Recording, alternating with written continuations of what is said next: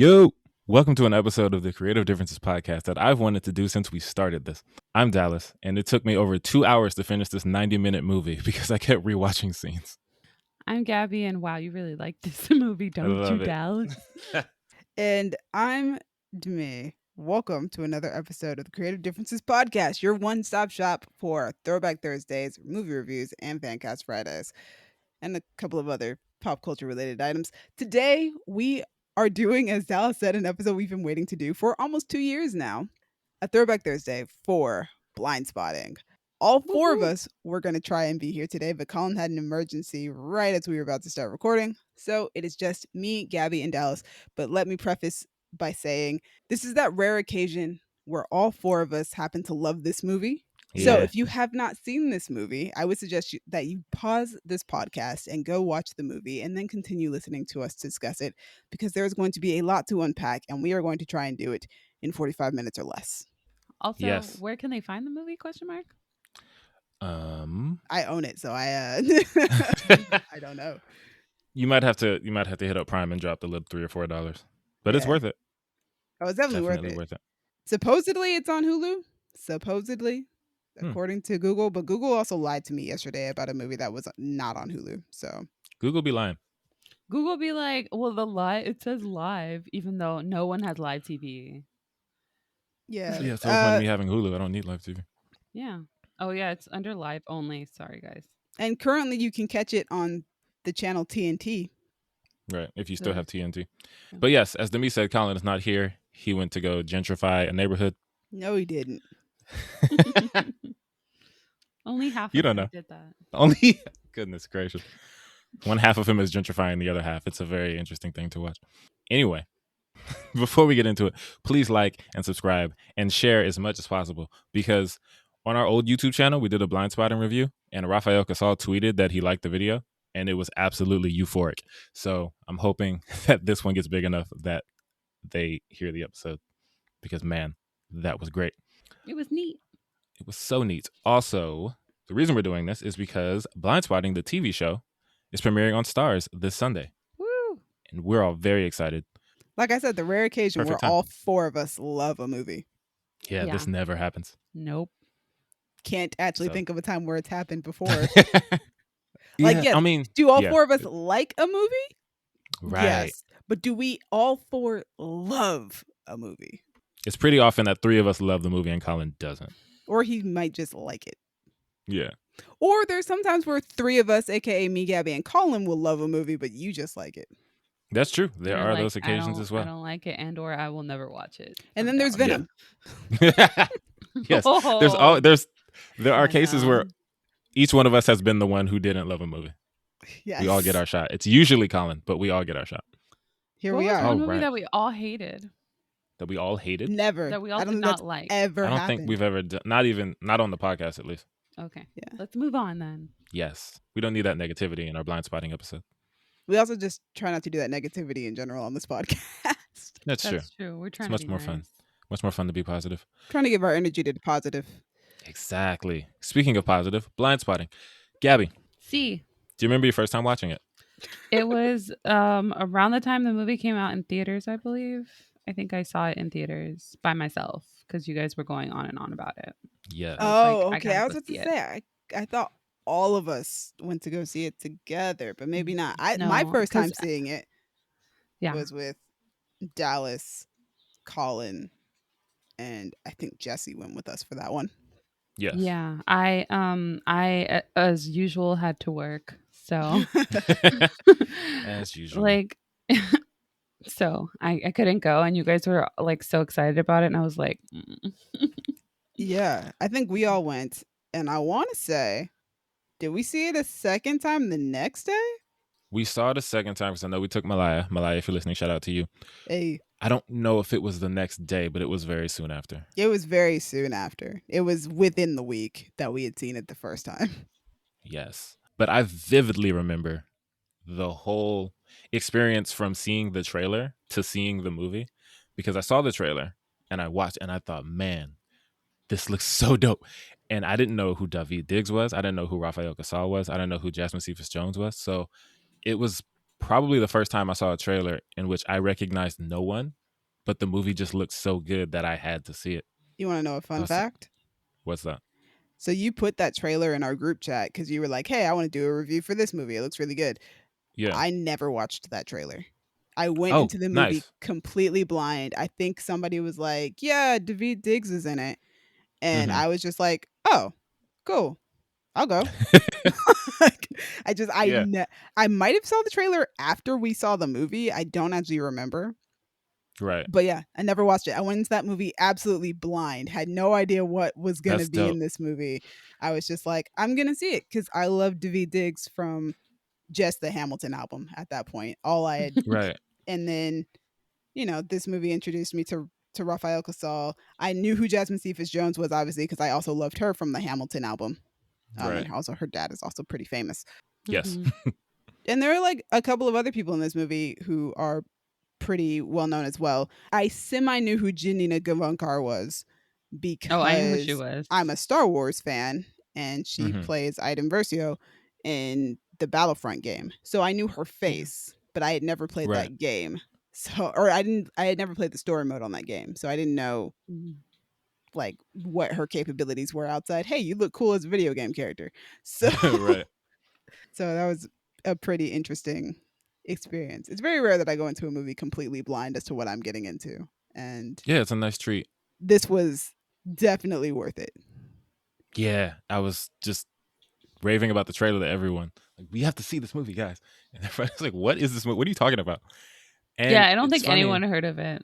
no one knew about. Even afterward, I was talking about Mm. how good it was, and nobody had heard of it. Yeah, We're to no. this day 3 years out still telling people, "Yo, go watch Blindspotting." Yes, Yeah, because it's so good. I feel like I can take credit for a lot of blind spotting viewings just from my family and friends alone who didn't know about the movie, but I was talking to them nonstop. Oh, I had a friend watch it in February. I finally got Nice. her to watch it. I've been trying for like the last 3 years. Mostly because it is really hard to convince somebody after you tell them that the movie is about a guy who witnesses a police officer murder somebody to get them to watch it. Like there's no Yeah. coming back from that because I was like, wait, but it's Mm. also kind of a comedy.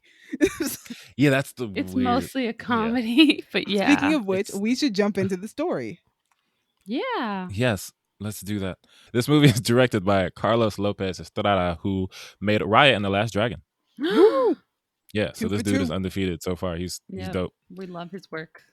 Yes. Oh my god, Danny Um DeVito, I love your work. Sorry, go on. what a niche reference.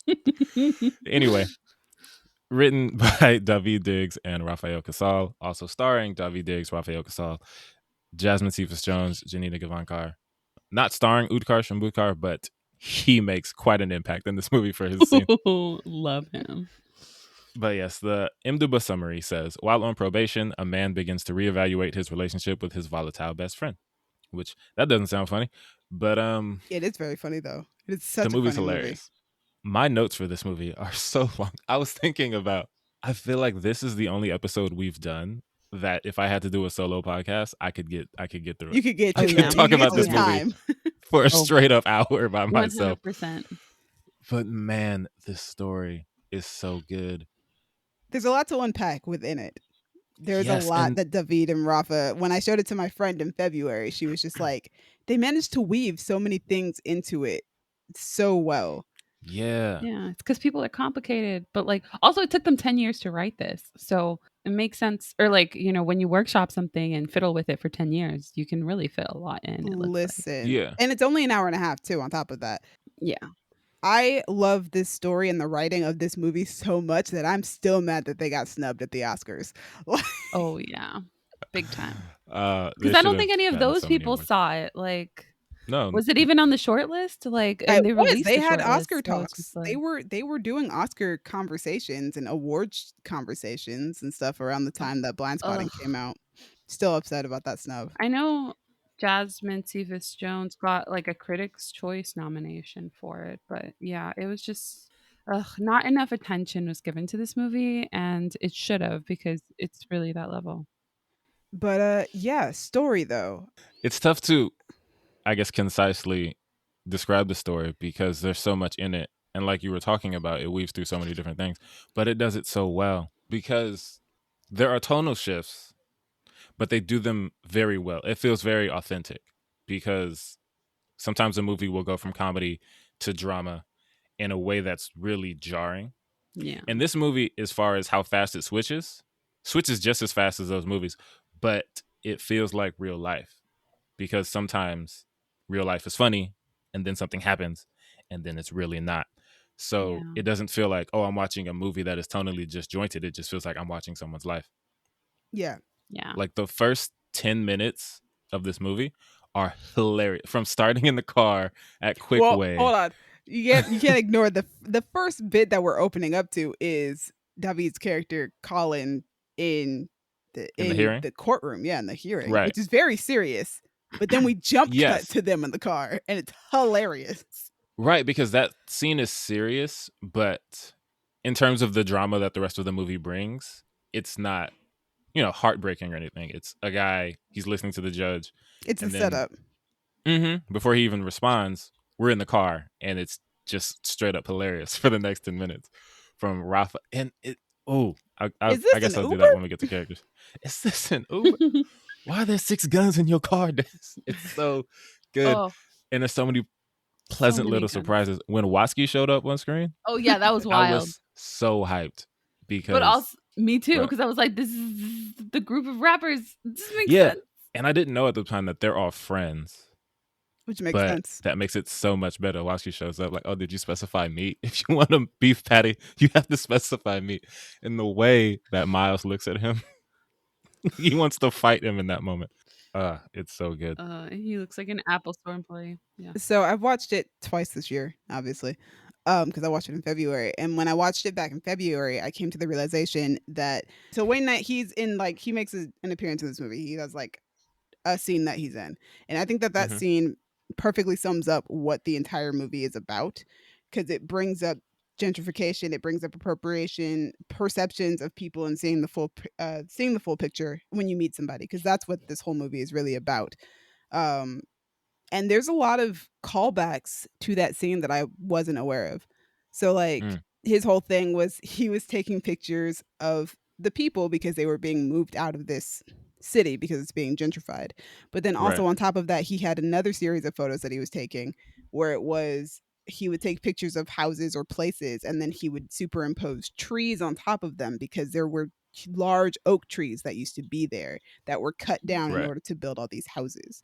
I think this is just a perfect example of how great the writing is and how great the directing is, that it comes back later at that party that they go to where Miles Yeah. causes all that trouble. It comes back at the party because the guy whose house they're at, he owns a tree trunk as a table. Yeah. And he's like, hey, don't put your cups on that or whatever. But hey, look how old it was before it got chopped down so that you could probably have this house. Right. This idea of what's left has been chopped away, and this is all that's left of that, representing that the neighborhood is being chopped away by gentrification itself. And this white guy owning a representation of that, him and his tree trunk. And also with, David and Not and them being at this party, really representing that. And I thought that was such an interesting way of calling back to those photos. Mm-hmm. Because it didn't seem that scene seems like a scene that you could easily ignore. Yeah. But it's actually very important to the rest of the movie, especially at the end of the scene. Wayne Knight's character has Miles and Colin look each other in the eyes. Yeah. And he's like, this is how you see into somebody's soul. And at the end of that scene, they can't do it. They look away from each other because they think it's goofy or whatever. It makes them feel awkward. Right. But the entire movie really is about Colin finally looking into Miles's soul and looking past his blind spot that he has Yeah. with Miles. That whole scene Man. is representative of what the whole movie is about. The only thing it's missing is the police brutality, but we've already seen that part, so we're good. Yeah. That's the catalyst. And that's the thing, is this movie, you could split this up into 2 amazing movies. One that's just dealing with Colin witnessing the police shooting and having to deal with that, and one that's dealing with Colin having to deal with Miles and the effect he has on his life. Those are both great stories that could sustain their own movies, but they put them together and they do it so well. It's just 90, you only had 90 minutes and you know. told these Mhm. two stories that well, it's so good. Yeah, Yep. another thing that I like Man, is these two are great. how they subtly deal with Colin's PTSD. Oh, yeah. Yeah. There's quite a bit of PTSD throughout the whole thing. Hmm. Whether Colin has acknowledged the fact that he has PTSD or not is not referenced in the movie at all. But the fact of the matter is that this has left a very, really traumatic impression on him that he now has to deal with.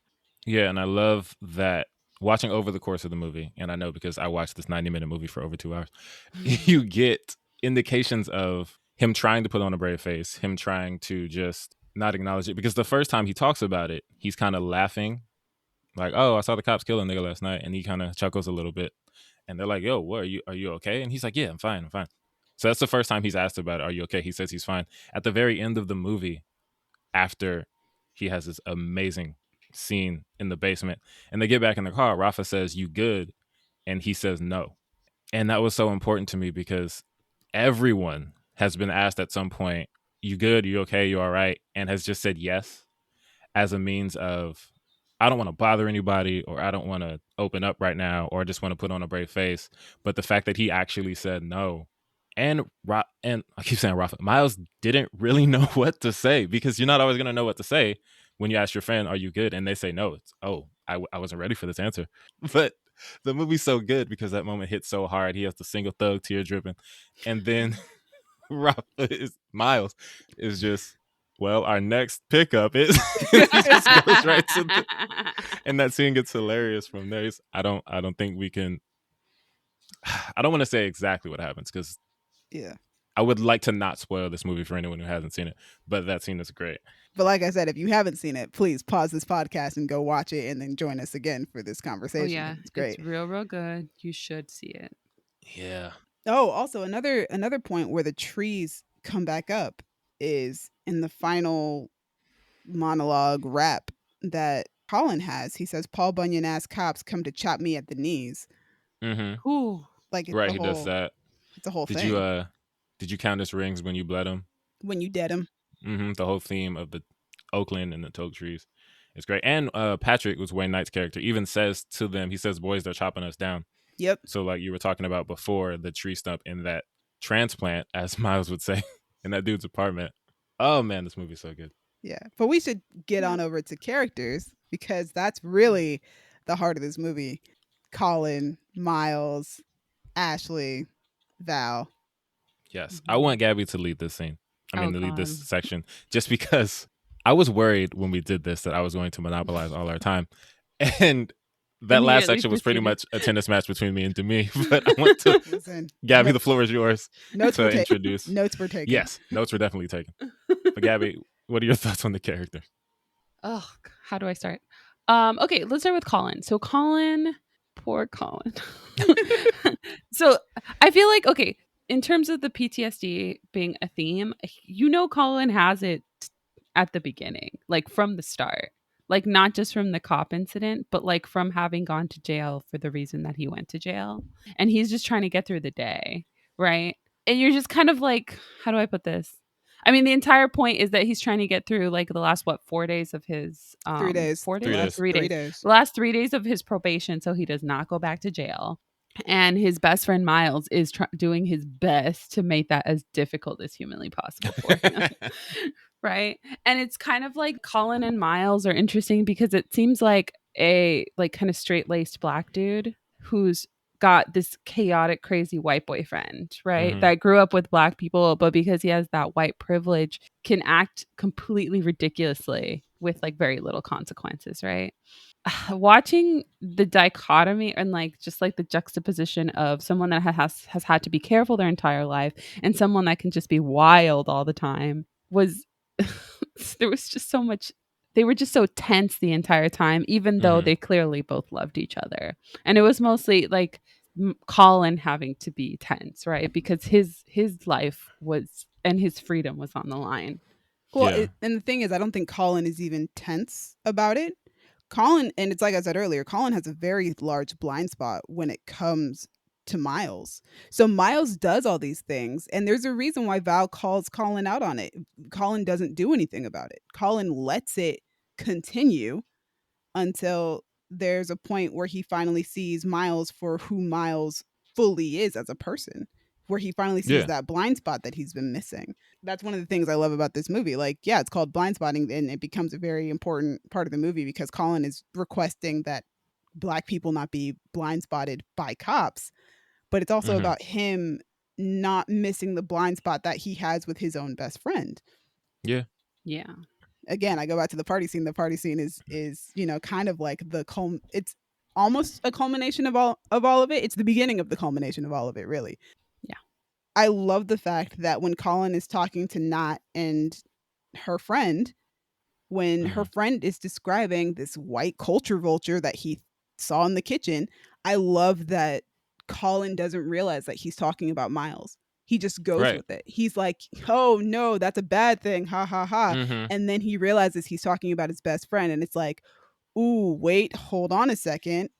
Oh, that scene is so good. And then when it escalates, when they go outside and it escalates, I love the shot after the fight finishes, when Miles stands up and you see him all bloodied and roughed up and everything, and he's looking at Colin. And if you look at the shot on Colin, it is very much a parallel to the shot that they take of Val in the flashback earlier in the movie when she sees Mm. Colin out on the Right. ground.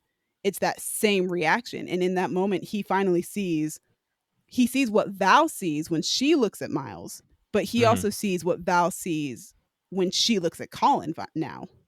And I Yeah. think that that's why he calls her later on that night, because he finally comes to an understanding of why she's been so hesitant and so distant since he's been back. Mhm. Yeah. It's the eye contact thing. He finally sees into Miles' soul. And in defense of Miles, because I love him. And I love Miles too. Miles makes some good points. Yeah, that's the thing about this movie is everyone makes really good points. And just to go off something that Gabby said about the way Miles acts, he has this privilege where he can act a certain way. But Miles, and we get this at the end when he's talking to Colin, he sees that he has to act a certain way. Yeah, or else people don't think he belongs there. Right. Miles doesn't get to act reckless. He has to act reckless because, in his words, that's how I survive out here. Because everyone looks at me like we're looking at that white dude who has an oak stump in his apartment because they see me as some white. I've been here my whole life. That's how I survive out here. Yeah, that scene where Knock's friend. Also, fun fact: her name is Knock because Chinaka Hodge, the rapper and poet, is friends with David and Rafa, so that was a reference to her. So Oh, that's super nice. dope. Yeah, and she's actually Chinaka's in the song with Waski, "Kill a Hipster, Save Your Hood," which is why Rafa has that shirt that says "Kill a Hipster, Save Your Hood." She's dope. Very good artist, very good rapper. But yeah, we don't think about our friends when we hear these things. Dude is just talking how Black people talk about culture vultures, and he's exaggerating the things. Miles didn't say Yeah, it's he didn't go lit, all that my far. G, all that stuff. Miles just No. said what Miles says. You good, bruh? He talks like Miles talks. Mm-hmm. But that guy, Terry, he says it in a certain way. And David is like, oh, thank you so much for calling him out. But then as soon as he looks up and sees Miles just fuming, he's, oh my God. Oh, that seems so good. Yeah, I recommend this movie to people a lot because I love the character dynamic of who Miles is, because I would never call Miles a cultural appropriator. He's from Oakland. This is Yeah. what he was raised around. This is who Miles is, and he's just as entitled to his identity as anybody else is. And that's what I love about this movie, because any other movie, like, yeah, he would be a culture vulture, but Yeah. that's not who Miles is. This is just who Miles is. What we're witnessing is who Miles is. Yeah. But Oakland is his culture. Yeah. yeah, Or Oakland it's is his like culture. all the white kids that grew up with us in Pasadena in public school. Like they they may not like fully embrace the accent and the everything, but they're still down. You know what I mean? Like Yeah. Yeah, if our white friends said yired, I wouldn't look at them crazy. No. I'd be like, you're No, from 'cause- Pasadena, I get it. Yeah, you grew up with us. But that's like another reason why I love this movie so much, is that these two characters, they're both right at different points. I think I think every character is right at a certain point. Like, Miles talks a lot of mess about Val, but I think Val is absolutely valid in her opinions of Miles and of Colin sometimes. Like, she's absolutely right about both of them. Yeah. It's just that, like, that's just how she personally sees the world. but she is valid in some of the things that she thinks about them. I personally think that Colin and Val is such a tragic romance because that night in the flashback ruined everything for their Yeah. relationship. And you can Definitely. tell they really liked each other before that.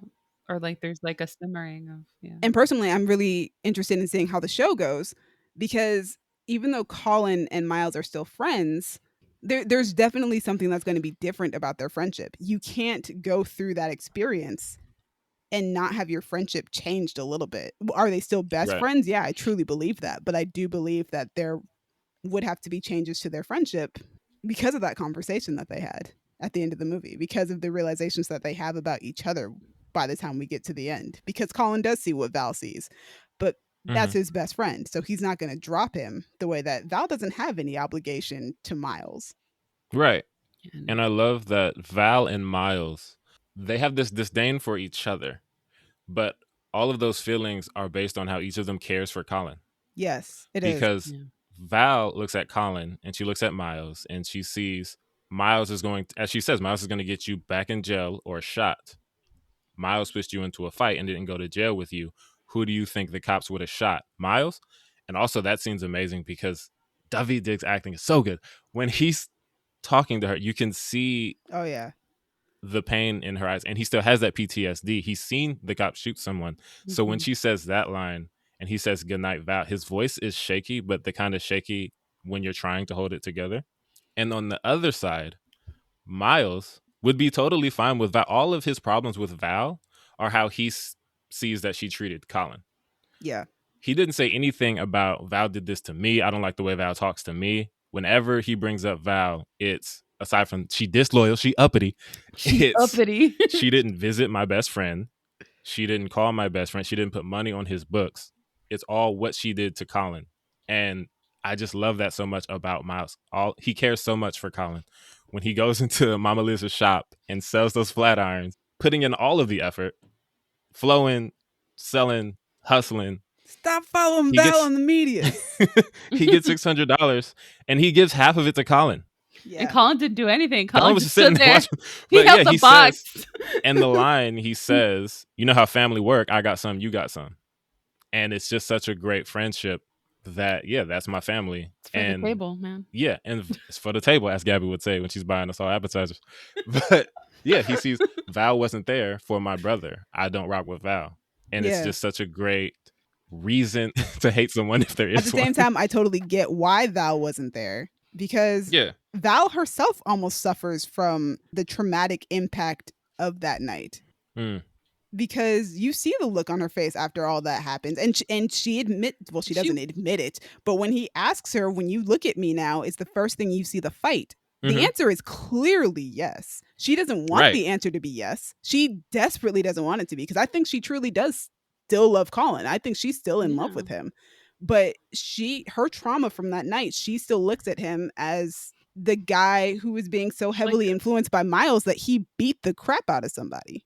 And set him on fire and stuff. She put that dude in a coma for a night. He put him in a coma. Yeah. And also watching your partner that let's say your partners does not have a violent bone in their body, and then watching them do something like that to someone else, it completely changes your impression of them. And you're like, okay, so not only did he do this to somebody, but he was influenced by somebody else. What happens then? What would they do to me? It's hard when people don't like Val. I'm just like, yo, but Val is valid in her opinions. No, she has a point. She definitely has points. But everyone has points. Yes, exactly. But also, it's one of those things. I mean, and you could tell this was really workshopped and fine-tuned, this script in this movie, because it's real life, right? No one's ever 100% right in life, with the there's some exceptions, right? But rarely is something very black and white, right? Rarely is Miles really good, Colin really good, Val really good, but the only really good person in this movie is Ash. She was just trying to be a mom, and that's why she got the TV show.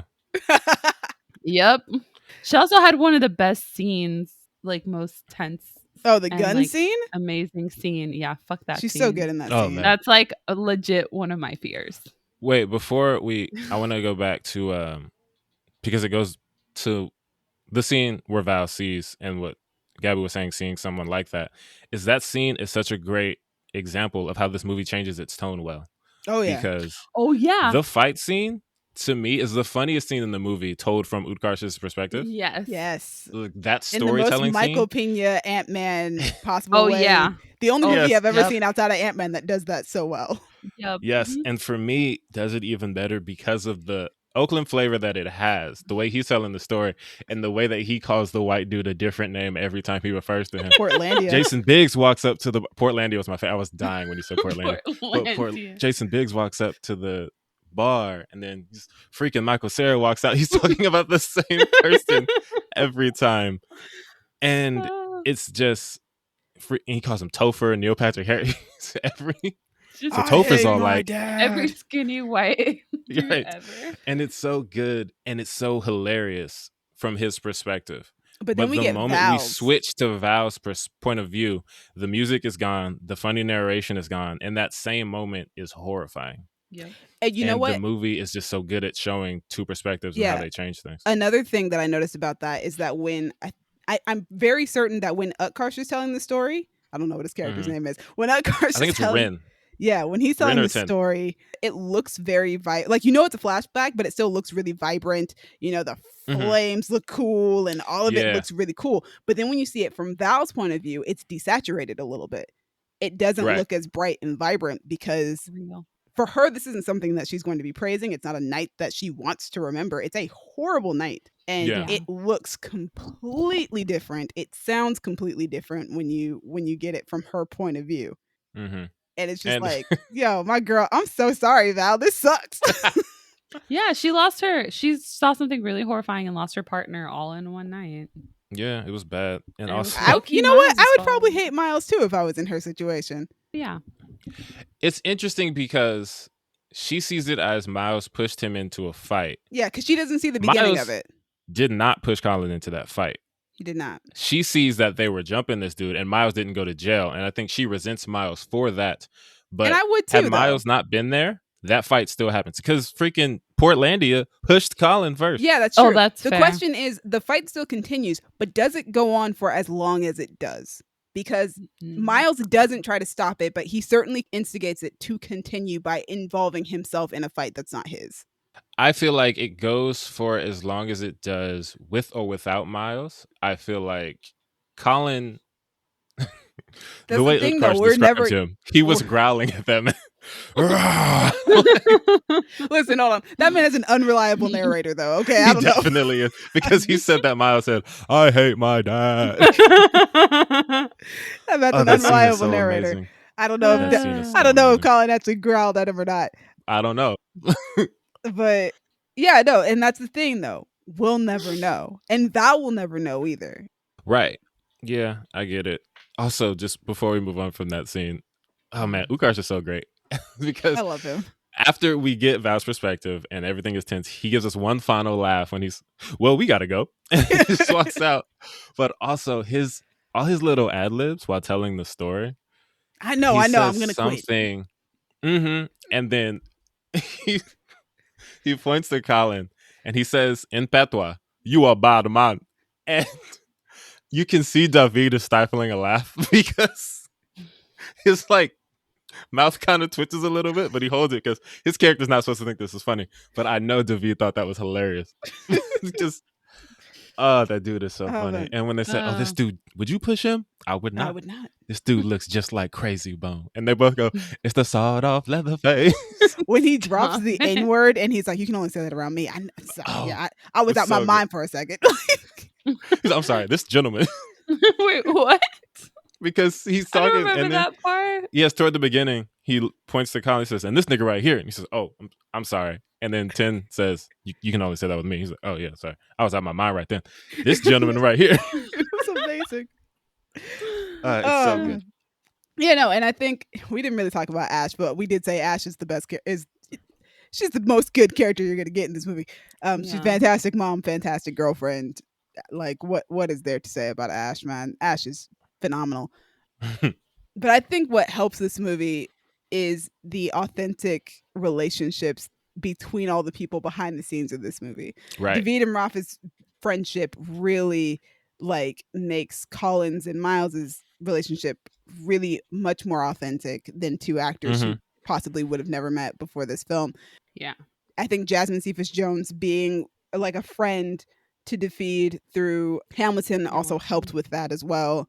I think Janina might have been one of their friends beforehand, and if she wasn't, she fit right into that. But she didn't also really need to be, because she's only got this thing with Colin and a hatred of Miles. So it's right. So she doesn't need that. But you know, you can see that these actors, these people, like really got along really well, and that they meshed really well offset.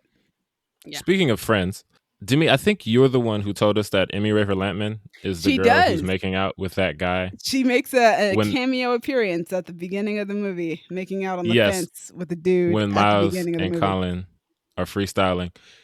Did you know who that dude is? No. It's Jonathan Groff.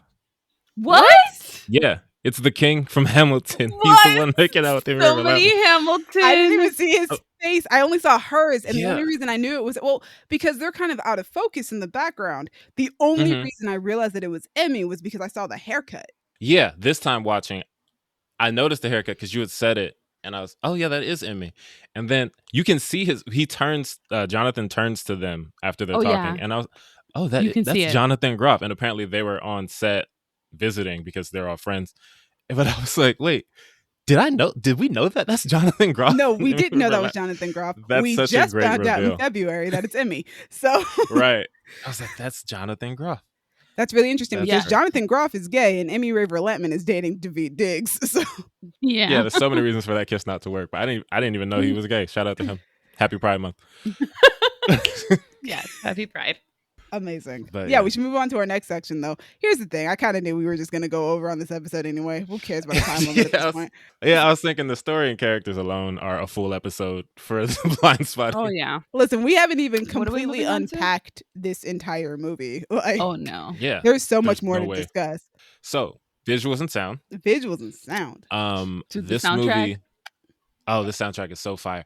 And the way they use Bay Area music up to and including songs by David and Rafael in the movie and in the credits. Yep. But just like that first scene when they're at Quickway and they get out of the car and the song playing is Feeling Myself by Mac Dre. I'm not from the Bay, but Mac Dre is such a huge deal in Oakland. He's like Tupac in LA.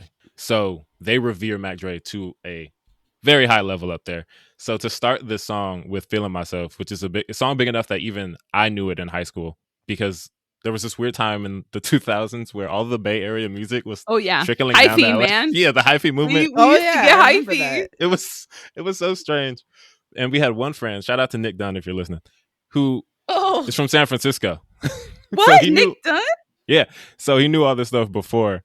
And yeah, I was just, man, it's so interesting. It makes me so happy for their city that they get this authentic telling of Oakland. Yeah. And then Sorry to Bother You came out the same year, which is also set in Oakland. Like, Oakland was doing good. I think 2018, we called it the Oakland Renaissance because that was was like the year of Oakland in movies. Yeah, because Black Panther also came out that year, and it started in Oakland because Ryan Coogler is from Oakland. Yeah, that was their year. Shout out to Oakland. But the music is all dope. Hella. The songs are perfectly chosen. The freestyle aspect of this movie is so great. Yeah. And I saw they were talking to Trevor Noah. This is the second, I think, consecutive episode where I brought up an interview, someone talking to Trevor Noah. But yeah, he's great. They were talking about the freestyling. Rafa described it as heightened language. Yes. And they use it throughout the movie. And it's used very well and very cleverly because by the end, when Colin is just rapping at the camera, it doesn't take you out of it because you've been prepped. They've had all these freestyling scenes through this. Yeah. And then the dream sequence, which so great. I love that scene when Miles is in the suit rapping. Yeah. I need to learn that rap. It's He's so a fantastic. bad man. Yeah. City of Dope, the boy is dope. That's why the whole city know. That scene is so great. But stuff like that prepares you for where this movie is going to end up. Yeah. And it just feels real. Like they're not trying to be rappers or anything. They're just two friends who, when they're killing time, they start freestyling, walking down the street, moving stuff. Yeah. Money in my pocket, we we get get paid paid just just for for moving moving stuff. stuff. It's so good. And it's funny because on the Blindspotting EP, the Miles EP, Yeah. Yeah. both of the the Colin EP and the Miles EP both start with little freestyles Yeah. between them. Yeah. But my favorite thing, the Miles one starts with Colin saying "tall ass bike, big ass beard," and that's a scene in the movie Yeah. when that hipster dude is on that bike, and Colin just says, "Oh look, tall ass bike, big ass beard." But then on the EP, they keep going from there and have their own freestyle, which was so Ooh. great. Yeah. Everything is good. Yeah. Yeah. I feel like all the visual stuff is very subtle in this movie, which is what I really appreciate. There's one thing that I love. There's a great use of repetition in this movie. I love rules of threes in movies. So like there's a shot that repeatedly happens throughout this movie, which we start at Miles's doorstep and then we move over to the corner shop that's like right next Oh door. right. And so the first two times that we watch it, it's these two very smooth wide shots as we're following down the street. But the third time we see it is after the gun scare scene and they're Yep. rushing out of the house. And this time, instead of it being smooth and a wide shot, we start up pretty close up on them. And it's like a handheld, very Steadicam, yeah. much shakier than it was the first two times that we saw it, to really, really show us the intensity of how messed up things are. Also, I really love that argument too. I love Miles being like, you couldn't just make it yours.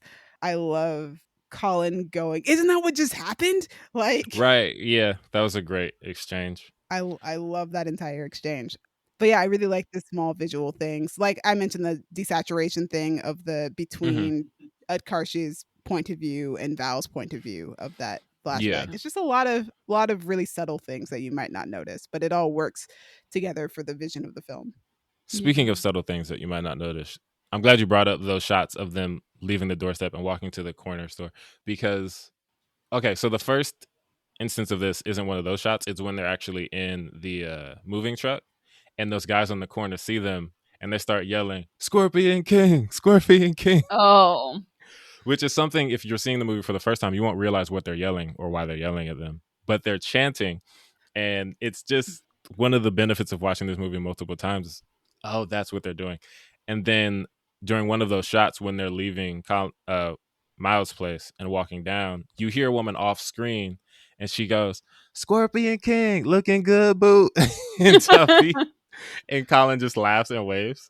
But these subtle things that work for the story and are tied to important parts of the story that just seem like background stuff because they do it so well.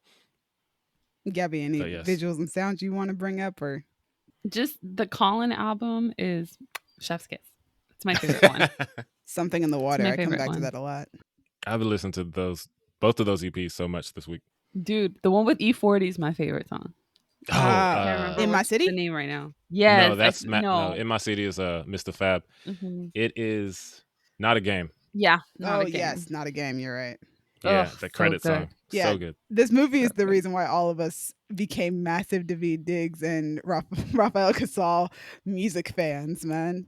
Oh yeah. So this movie is unique to me in the way that I've been trying to rack my brain and I can't think of another movie that on its own made me a huge fan of a few different people. Because everyone I can Everybody think of in that it. I'm a huge fan of, everyone I can think of that I'm a huge fan, Donald Glover, Will Smith, David, Rafa. It's usually I see them in several things and over time I become a huge fan. This is the first time I saw one movie for And you were 90 like- minutes and after it I was, these are my dudes. Rafa and David. I'm a huge fan of both of them. Utkarsh, Jasmine Cephas-Jones. It's just Yeah. this movie Oh. is so great. I was a fan of Utkarsh beforehand because of Pitch Perfect. Me too. And also because he was in the Mindy Project. I So had it's not like, seen either of those things. It's him. And He's he's a great rapper. Absolutely Yay. hilarious in Pitch Perfect, and I love it. Oh yeah, he's chef's kiss. He was one of my favorite characters in that movie.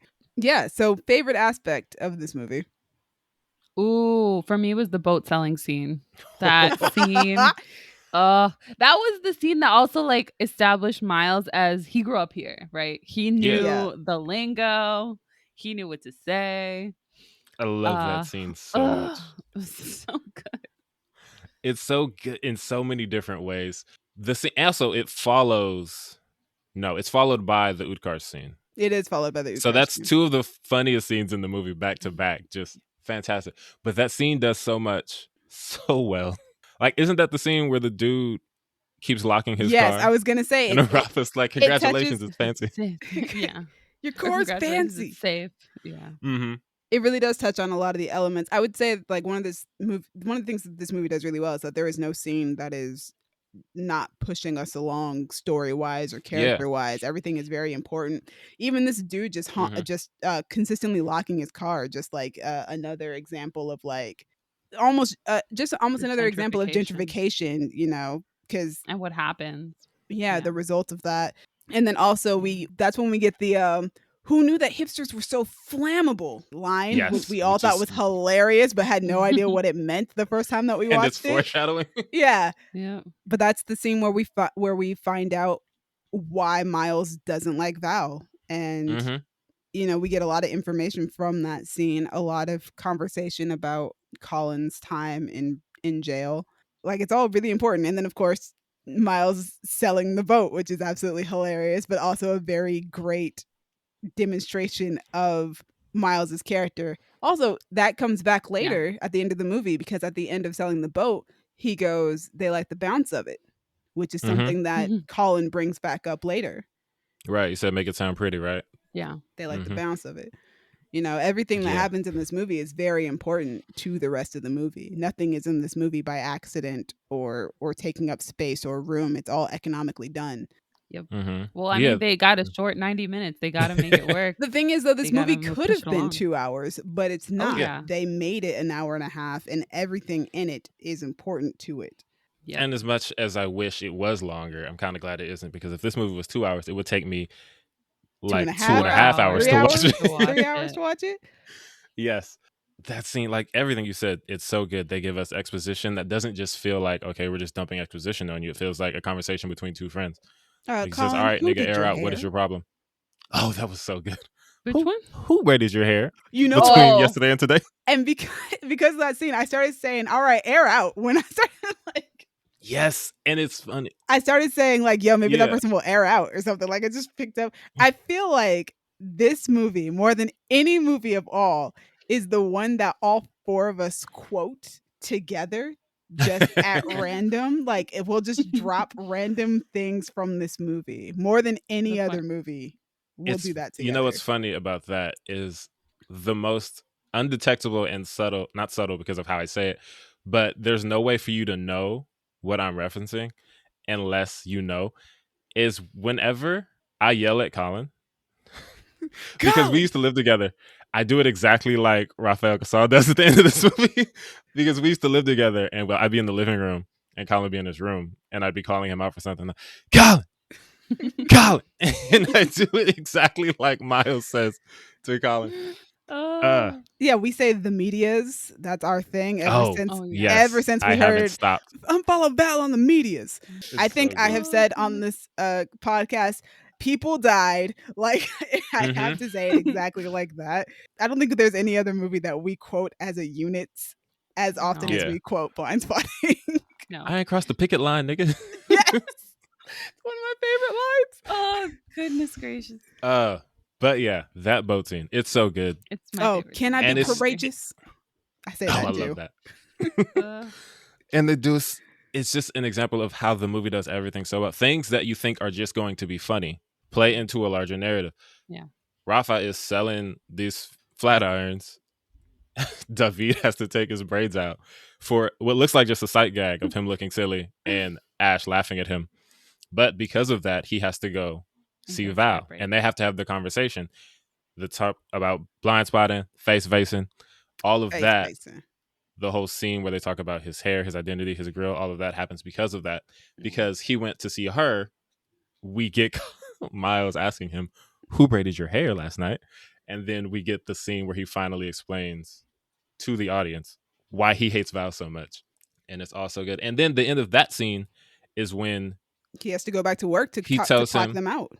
But even before that, he says, come back at the house. We got the feast in a minute. Yep. And then that's when the gun scene happens. But even then, Yeah. him It's just clocking them out is also very important, because then after that scene, after the gun scare scene, when they go to the party, after they Mhm. get into that argument about the party, or during the argument where they get into after the party, Colin goes, "Who's the one who clocks us out every day?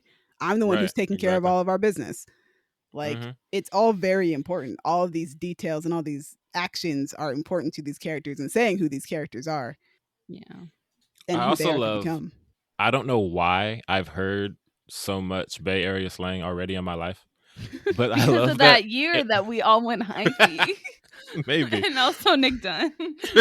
But I love that it was recognizable slang that they weren't just saying, Except for the "Oh, boat just scene. say silly things." Well, no, that's what I'm talking about. That scene, it's could sound like complete gibberish, but they didn't just say silly things that don't make sense. Yeah. They had a No, conversation in Bay Area slang they did. that is understandable, Yep. but to most people would just sound like, what are they talking I about? asked my cousin from the Bay Area, Yeah. and she was like, "Oh yeah, this is what they were saying," and I was like, Yeah, I was watching, I was like, the first time I was just lost, but then the second time I watched it, I was like, oh, I understand everything they're saying. For some reason, I can follow this conversation, and that makes it so much better. It's so good. It's a Yeah, lot. she was But like, she broke it down. She's like, "This is what this means. This is what this means. This is what this means." It's a you great know what's scene. crazy is this section is supposed to be our favorite aspects of this movie, and like literally only Gabby has given hers, and we've been on the boat scene. Yep, I since know. then. I was gonna say, well, that was me. What about you guys? Yeah. My notes just say all of it. Exactly. So, all of it. All of it. Ah. That's a different movie that we saw a few weeks after that. Sorry to bother you. All of them. All of them. No youth. Like, yeah, no, like all of it. All of it together is Ugh. my favorite thing. I love talking about this movie. As you can see from the fact that we have gone way over our usual Throwback Thursday time. Oh yeah, yeah. Yes. No, I don't I knew know. this would happen. That's why I was like, I have to bow out at this But- hour. My favorite scene though is the final heightened monologue rap scene. Mm-hmm. I love that culmination of everything. Everything that we've been talking about is in that rap scene. Yeah. And it's so well written. Mhm. Because David and Rafa are fantastic rappers and spoken word artists. So like I'm Right. not worried about it. But it's just so well written, and the way that they weave everything that we've been talking about throughout the movie into that rap is phenomenal. And I love that it ends with Colin looking dead into the camera, because he's not just talking Yeah. to the cop, he is talking to us. And also that scene just ends on such a hard note. Shout out to Ethan Embry, because I only knew him from Empire Records before this. And if you know anything about Empire Records and his character, it's nothing like this. I've never seen him do anything quite like this before. He's so emotional. Like he looks so drained at the end of this movie when Colin finally confronts him. And I love that scene ends on him saying, "I didn't mean to." And Miles goes, "Are you sure?" And instead of us Right. getting an answer, we end on the cop's face as he's contemplating whether or not he meant to do it. Mm-hmm. I think it's better that way. It's better than saying yes. It's better than saying no. It leaves the audience wondering. It leaves the audience to ponder it themselves. Yeah. Also, that's an amazing point.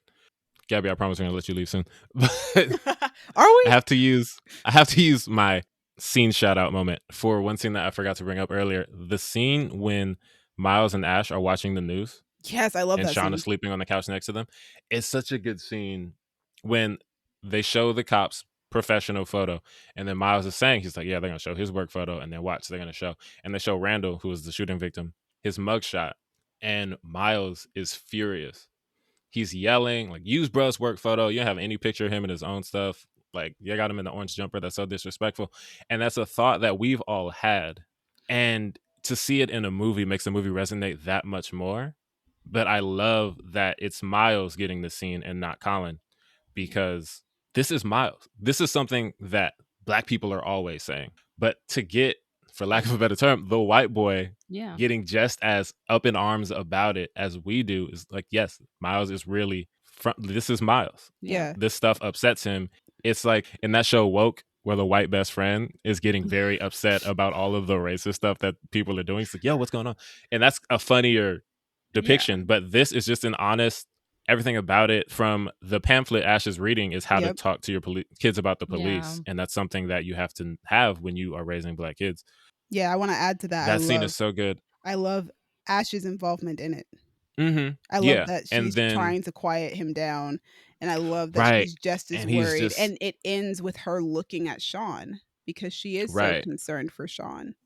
And Because one of she the lines is can. so powerful that they're talking about how the dude is a convicted felon, and then Miles says, "Wrong Wrong cocktail, my cocktail. G. You gets no protest because the news will do this thing where the cops will shoot someone, and then the news will tell you this person is a convicted felon.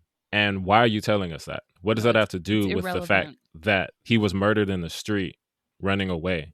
You're just telling us that as if it justifies that this person was killed. It doesn't. And Miles knows that that works on people. They say, oh, this person is a convicted felon. And then idiots go on social media. Well, he was a convicted felon. He did this Yeah. and did that. So there's not going to be a protest for Randall because the media tells you, oh, he was a convicted felon. He got shot by the police. These things happen. And to be honest, Yeah. that's actually a phrase that I use nowadays. I do actually use the wrong cocktail, you get no protest. Yeah, Like, because it's a great line.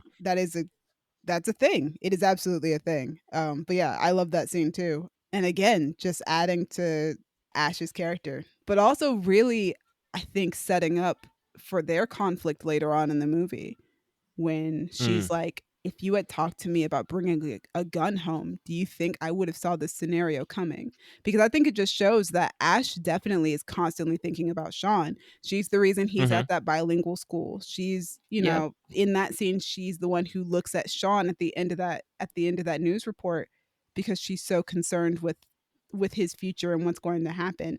She's the one who is like, the pamphlet's a little too old for him, but I can still get him started now on knowing how to Yeah. deal with cops, even though he's got to be like Yeah. 4. She's in preschool, so he's Yeah, like but 4. the Yeah, I think he's police like 4. still stop children. Yeah. Like I've seen videos of like cops like 2 or 3 like cop cars pulling guns on 7-year-olds just walking down the street Yeah, and making so them lie down on the ground. So you're never too old, like, or never too young. it really adds to her character, and it really does set up that conflict that they do have later on in the movie.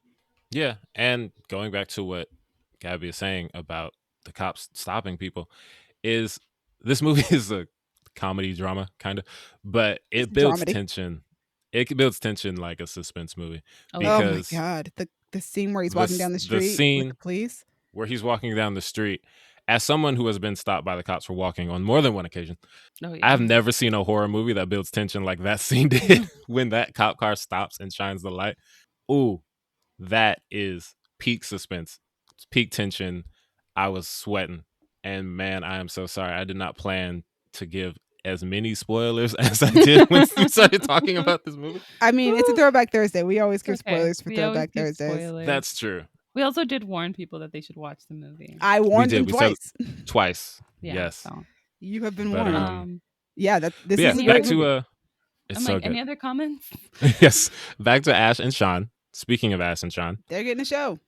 yes, what are you both expecting from the Blindspotting TV show I'm gonna be honest. out this Sunday? I've only seen the first teaser for the show, and then I decided, you know what? I went into the movie blind. I'm just gonna go into the TV show as blind as possible too. So I haven't watched the recent trailer.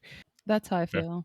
I don't know what I'm expecting. I know that Miles's character is going to jail, which is like, oh, finally. But also, you didn't change after the movie? Come on, bruh. Right.